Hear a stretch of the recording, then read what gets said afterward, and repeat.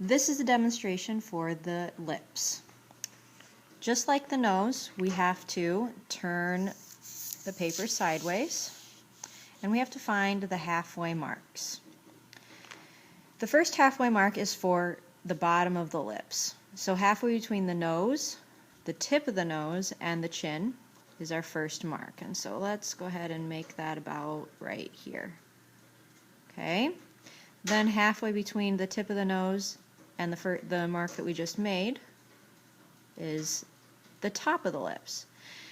Then we have to make a line in between the lips, and you have to decide if your top lip is the same as your bottom, and that would be right in the middle. If your top lip is smaller than the bottom lip, then you come up just a little bit. And if your bottom lip is smaller, well, then you move down just a little bit. Mine,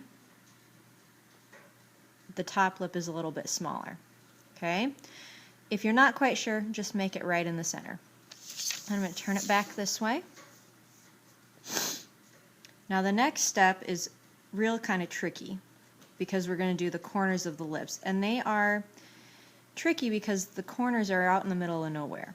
Okay? So I'm going to use just any sort of extra pencil or pen that I can find here, and I'm going to use it to point to the part that I want it to be underneath. And most corners of the lips are underneath either the pupil or the inside part of the iris over here. Do not make it go past the pupil. If it does, you're going to look like you have really big lips. So once you've figured that out, from the middle mark, remember this is the top and this is the bottom, from the middle mark we're going to bring it over and make our mark. Now you can see that the corner of the lip goes past the edge of the nose. That's good because we don't want to have lips that are the same size as the nose or as wide. Got to go a little wider. Okay, now I'm going to do that to the other side, because once you do something to one side, you have to do it to the other side. And try to point to about the same area and follow the middle mark over and make your dot. Then you have to check your marks. Are they across from your middle mark? I think they are. But then the next thing is, do they look like they're the same distance? And this one looks like it might be just a little bit farther apart, so I'm going to make this one just a tad over a little bit, and then erase the mark. Okay, so I might erase it a little bit later. The next thing is to look in the mirror and figure out if you have a U or a V on this indented part under the nose. Okay, I have a V, and if you want to look in the mirror, some V's look like this, some might be a little bit wider, and then if you have a U, it could look like this, or it could be a little wider like the V is. You have to decide what yours looks like. Now that happens right on this top mark. So I'm going to put a V because I have a V that kind of looks like that. Now make sure that it looks the same on both sides.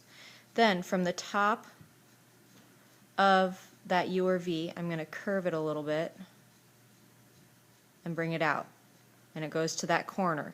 You cannot just connect the dots, because if you do that, it'll look like this. Just straight lines, and it'll be too hard edge, and it won't look right. Okay, nobody has real lips like that. Okay, so we need to make it be more realistic. So again, you're going to curve the line a little bit from the V, and then bring it out a little bit. Try to make them as perfect as possible. Okay, then I bring my corners in just a little bit, and then they turn down like this.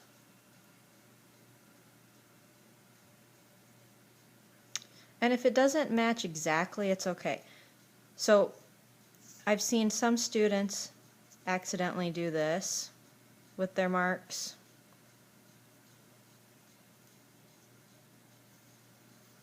Okay, just bring it around straight.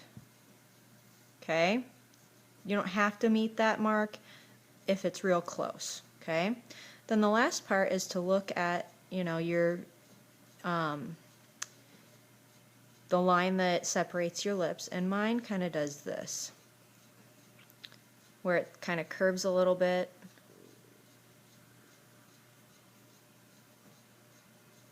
And it's got to kind of reach those corners or point to those corners. Okay? And that's how you draw the lips.